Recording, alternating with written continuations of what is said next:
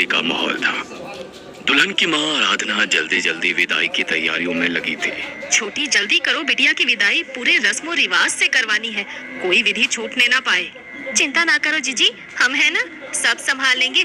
आप बिटिया की पेटी सजाओ, रस्म हम पर छोड़ दो। छोटी दुल्हन, ये कौन नई रीत निकाल रही हो? दुल्हन कभी रात में विदा होती है? 3 बज रहे हैं अभी। अरे दिन तो निकल जाने दो। अम्मा 3 बजे का मुहूर्त है, आप बस आराम से बैठो, हम सब देख लेंगे।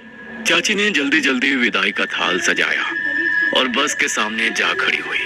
अरे ठहरिए समधी जी, दुल्हन लिए जा रहे हैं, शुभ शगुन किए बिना कैसे जाएंगे?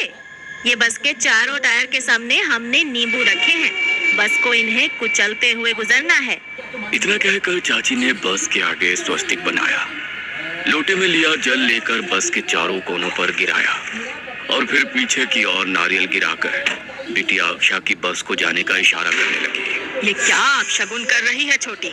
उल्टा स्वास्तिक बना दिया। अरे अम्मा जल्दबाजी में मेरे तो हाथ पैर ढीले पड़ रहे हैं, गलती से हुआ होगा। अब बात का बतंगड़ ना बनाओ, खुशी खुशी बारात को विदा करो। छोटी बहू की बात सुनकर दादी बड़बड़ाते हुए घर के अंदर चली गई। ये आजकल की दुल्हन अपनी अपनी चलाती है, कौन जाने किस आधे दिमाग के पंडित ने रात 3 बजे का मुहूर्त बताया है। अरे शुभ काम कब से इस मुहूर्त में होने लगे? राक्षस काल होवे है ये।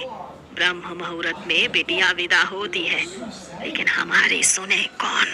दुल्हन को लेकर बस सीतापुर से होकर ढकेरवा की ओर बढ़ चली। कुल मिलाकर तकरीबन 2.5 घंटे का रास्ता था, जिसके बीच में घना जंगल भी पड़ता था। ड्राइवर ने बस स्टार्ट की और उसी के साथ बस तेजी से सड़क पर दौड़ने लगी। अच्छा, बस कुछ ही देर में तुम अपने नए घर में होगी। मैंने आने वाले जीवन के बहुत से सपने सजाए हैं, तुम खुश तो हो ना? पति के मुंह से ऐसी बातें सुनकर अक्षा शर्मा गई थी। तभी अचानक बस हिचकोले खाने लगती है। अरे ड्राइवर, कैसे चला रहे हो? पी रखी है क्या? होश में नहीं हो क्या तुम?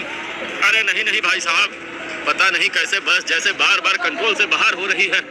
बस तुम चला रहे हो तो पता किसी और को होगा क्या? पता नहीं कैसे कैसे ड्राइवर भेज देते हैं कंपनी वाले। अरे आप परेशान मत होइए, मैं ध्यान रखूंगा।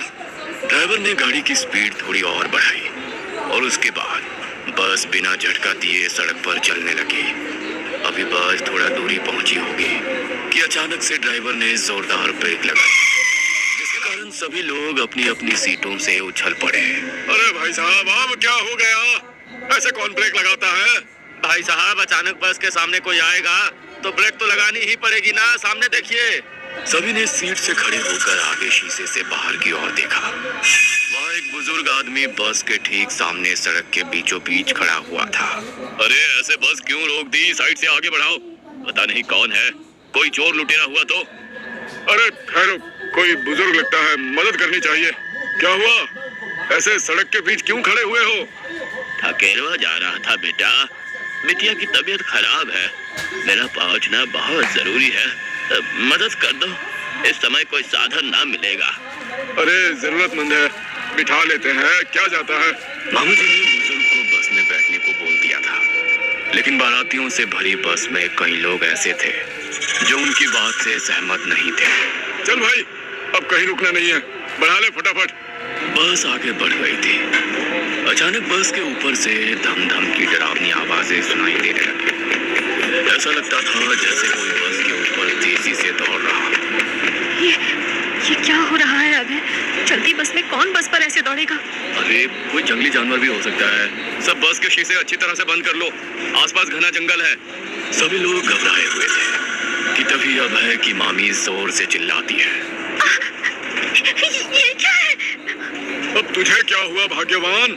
खिड़की के कांच को देखो, खिड़की पर खून से सने हाथ का निशान दिख रहा है। अचानक चलती बस में ये कैसे हो सकता है? आप घबराओ मत, जरूर छत पर कोई जानवर था, उसी के पंजे के निशान है। अब वो शायद घायल होगा। पता नहीं, मुझे कुछ ठीक नहीं लग रहा। मैं तो कहता हूँ फोन करो, कोई गाड़ी बुक कर लो, ये मनहूस बस यहीं छोड़ देते हैं। मौसा जी ने अपना फोन बाहर निकाला तो उनका फोन ऑफ पड़ा हुआ था। बैटरी खत्म है इसकी तो। अब मेरे फोन की बैटरी भी खत्म है। मेरी भी। ये कैसे हो सकता है? किसी को कुछ समझ नहीं आ रहा था। मुझे तो बहुत जोर से बाथरूम लगी है, ड्राइवर, बस साइड लगाओ, कोई ढाबा ही नजर नहीं आ रहा। मैं इधर ही हल्का हो लेता हूँ, आसपास जंगली इलाका भी कम हुआ है, यही जगह सही है। ड्राइवर ने बस रोक दी। अभय बस से उतरकर झाड़ियों में खड़े होकर फ्रेश हो रहा था। तभी उसे एक भारी आवाज में अपना नाम गुनगुनाने की आवाज सुनाई दी। अभय बुरी तरह घबरा गया था। आवाज उसी झाड़ी के पीछे से सुनाई दे रही थी। हिम्मत करके उसने झाड़ी के पीछे झांक कर देखा तो सामने का नजारा देख उसकी सांस हलक में अटक गई। सामने जमीन पर ढोलकी का सामान फैलाकर एक औरत काले कपड़े पहने जमीन पर बैठी हुई थी। उसके बाल इस तरह से उसके चेहरे पर फैले थे कि चेहरा दिखाई नहीं दे रहा था। वो औरत अजीब सी आवाज में बार बार उसका नाम गुनगुना रही थी। ये दृश्य देखकर अभय डर के मारे सर पर पैर रखकर दौड़ पड़ता है। आप इतना घबराए हुए क्यों हैं? सब ठीक तो है ना? यहाँ रुकना नहीं चाहिए था, शायद मामी ठीक कह रही थी, वो कोई जानवर नहीं कुछ और ही था। आपके कहने का मतलब क्या है? आखिर क्या था बस में? ये तो मुझे भी नहीं पता, कुछ तो ऐसा है हमारे आसपास जो हमारी समझ से बाहर है। ठंड बहुत बढ़ गई है। ड्राइवर जब तक बाथरूम करके आता है, ये लो चाय ले लो, थोड़ा ठीक लगेगा। और हाँ, अब अकेले कोई कहीं नहीं जाएगा, सब साथ रहेंगे, समझ गए? अक्षय और अभय के हाथ में चाय का कप था और दोनों के चेहरे पर घबराहट साफ नजर आ रही थी। तभी अचानक आसमान में काले बादल उमड़ने लगे और देखते ही देखते तेज बारिश शुरू हो गई। ये ड्राइवर कहाँ चला गया?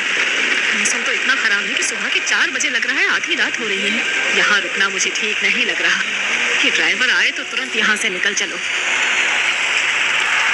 अचानक छत से टप टप करके टपकते हुए कुछ बूंदे अभय के कप में गिर पड़ती है। अभय कप के अंदर झांकता है तो चाय उसके हाथ से छूट कर दूर जा गिरती है। बस की छत से खून टपक रहा है। मेरी चाय में खून था। मामी, यहाँ कुछ बहुत डरावना हो रहा है, मेरी शादी को क्या कोई पनौती लग गई? यहाँ इतना कुछ हो रहा है लेकिन ये बूढ़ा आराम से आंख बंद किए बैठा है। तुम्हें नहीं लगता जब से ये बस में चढ़ा है कुछ ना कुछ अनहोनी हो रही है?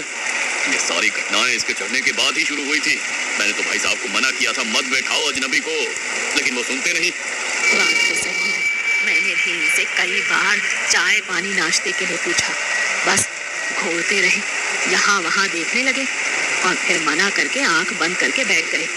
अभी सब लोग बातें कर ही रहे थे तभी ड्राइवर वापस लौट आता है। कहाँ चले गए थे? इतनी देर तक जंगल में बस रोकना कोई अच्छी बात है क्या? मामी की बात का कोई जवाब दिए बगैर ड्राइवर ने बस स्टार्ट कर दी और तूफानी रफ्तार से उसे चलाने लगा। अरे भाई, इतनी भी जल्दी नहीं है, देख नहीं रहे मौसम खराब है और सड़क भी कच्ची है, इतनी तेज चलाओगे तो कैसे चलेगा? अभय की बात के जवाब में ही ड्राइवर ने कोई प्रतिक्रिया नहीं दी और वो लगातार तेज रफ्तार में बस भगाता रहा। अरे ये लग रहा है इस तूफान में बस की टक्कर करा के मानेगा। अरे ड्राइवर साहब, क्या कर रहे हो? मामा जी के ड्राइवर के कंधे पर हाथ रखते ही जैसे वो वापस होश में लौट आया। हाँ, कुछ हुआ था क्या? ये किस रास्ते पर आ गए हम लोग? ऐसा लग रहा है जैसे मैं गहरी नींद से जागा हूँ। अरे भाई, तुम्हें तो बरसात में बाहर से बाथरूम करके लौटे और उसके बाद पता नहीं तुम्हें क्या हुआ, इतनी तेज स्पीड में बस दौड़ाने लगे। मुझे बस इतना याद है कि मैं हल्का होने के बाद बस की तरफ आ रहा था, तभी मुझे बस के पीछे वाले हैंड ग्रिल पर एक पोटली जैसी बंधी हुई नजर आई। मैंने उसे खोलकर देखा तो उसमें कुछ अजीबोगरीब सामान था, लड्डू, बताशे, लौंग, सिंदूर और नींबू। मैंने उसे जंगल की तरफ फेंका और उसके बाद मुझे नहीं पता हम यहाँ कैसे पहुँच गए। क्या? सिंदूर, लौंग, बताशा, ये सब तो काले जादू का सामान है। इसका मतलब किसी ने काला जादू किया है इस बस पर। तभी जब से हम बारात लेकर निकले हैं कुछ न कुछ अनहोनी घटित हो रही है। तभी 7 साल का पिंटू मोबाइल में एक वीडियो लेकर मामी के पास आता है। मम्मा, ये देखो, ये आंटी कैसे डांस कर रही है। मैंने इनका वीडियो बनाया था, सोचा बाद में आपको दिखाऊंगा। मामी जी ने वीडियो देखा तो उनके पैरों तले जमीन खिसक गई। ये तो अक्षा की चाची है कि आधी रात को घर के पिछवाड़े जाकर पीपल के पेड़ के नीचे बैठकर क्या कर रही हैं? इसका मतलब ये काला जादू अक्षा की चाची ने किया है। कहीं ऐसा तो नहीं वो जो नींबू, नारियल और जल लेकर उन्होंने हमारी विदाई में रस्म कराई, वो अभिमंत्रित था? बिल्कुल ठीक सोचा आप लोगों ने। मैं कन्या कुछ ब्राह्मण हूँ, तंत्र मंत्र का उपासक तो नहीं, हाँ, लेकिन अपने इष्ट की सकारात्मक ऊर्जा के प्रभाव से मुझे उन काली शक्तियों का एहसास हो जाता है। जैसे ही मैं बस में बैठा, मुझे यहाँ एक काली छाया का एहसास होने लगा। आप लोग शुभ कार्य कर लौट रहे थे, इसलिए मैंने कुछ भी कहना उचित नहीं समझा और मैं चुपचाप ही आंखें बंद करके ईश्वर का नाम जपने लगा।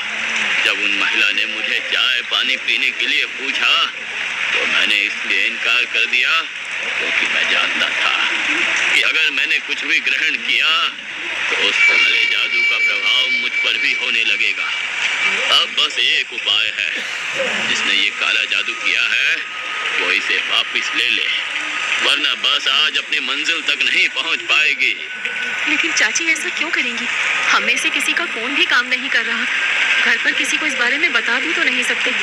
बाबा, मुझ पर इस काले जादू का अभी तक कोई प्रभाव नहीं हुआ है, इसीलिए मेरा फोन काम कर रहा है। बूढ़े बाबा का फोन लेकर अक्षरा ने जल्दी से अपने घर फोन लगाया और अपनी माँ को सारी घटना के बारे में जानकारी दे दी। इतना बड़ा विश्वासघात किया छोटी तूने।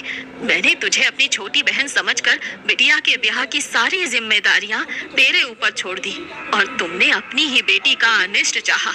हाँ, मैंने ही किया था काला जादू, क्योंकि मैं नहीं चाहती थी कि अक्षा की शादी इतने बड़े घराने में हो। मेरे काले जादू के प्रभाव से अक्षा की मौत होनी निश्चित है और फिर दामाद बाबू के साथ मैं अपनी सुनैना को विदा करूंगी। ये सब कहने की बातें हैं। अपनी बेटी अपनी होती है और देवरानी की बेटी देवरानी की। मेरा पति नहीं है तो क्या मेरी बेटी को अच्छा रिश्ता पाने का अधिकार नहीं है? आपकी अक्षा से उम्र में पूरे 1 साल बड़ी है सुनैना, लेकिन आपने रिश्ता अपनी बेटी के लिए खोजा। अब तुम चाहे मुझे सूली पर चढ़ा दो, तुम्हारी बेटी की मौत तो निश्चित है। छी, ये कैसी बात कर रही हो माँ तुम? तुमने सोचा भी कैसे कि अपनी बहन के पति से शादी करूंगी मैं? चाहे जो हो जाए, मैं कभी अभय से शादी नहीं करूंगी। और आज अगर तुमने अपना काला जादू वापस नहीं लिया तो मैं सोच लूंगी पापा के साथ मेरी माँ भी हमेशा के लिए मर गई। बेटी की बात सुनकर अक्षा की चाची फूट कर रोने लगती है और तुरंत काले जादू को वापस लेने की विधि आरंभ कर देती है। कुछ ही देर में मौसम साफ हो गया था, दिन निकल आया था और बस में हो रही सभी असामान्य घटनाएं बंद हो गई थी। बस अपने रास्ते पर बढ़ गई थी और अगले 1 घंटे में वो ढकेरवा पहुंच गई थी। ससुराल में नई दुल्हन का धूमधाम से स्वागत हो रहा था और उधर दूसरी ओर अक्षा की चाची खून की उल्टियां कर रही थी। दोपहर 12 बजे तक चाची बेदम होकर जमीन पर गिर पड़ी थी और उसने अपने प्राण त्याग दिए थे। काले जादू कमानी से निकले तीर की तरह होता है, जो एक बार निकल जाए तो उसे वापस नहीं लाया जा सकता, सिर्फ उसकी दिशा को मोड़ा जा सकता है।